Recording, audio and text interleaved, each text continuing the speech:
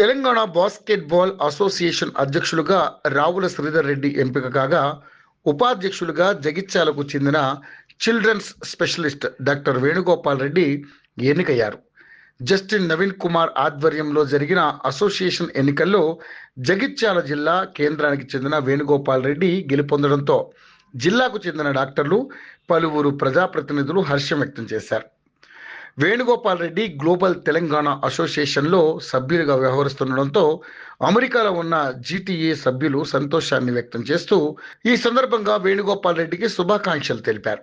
వైద్య వృత్తి ద్వారా సమాజానికి ఆయన చేస్తున్న సేవ అభినందనీయమని, ప్రస్తుతం తెలంగాణ బాస్కెట్బాల్ అసోసియేషన్ ఉపాధ్యక్షులుగా ఆ పదవికి వన్నె తీసుకురావాలని, భవిష్యత్తులో మరెన్నో ఉన్నత పదవుల్ని ఆయన చేపట్టాలని వారు ఆకాంక్షించారు.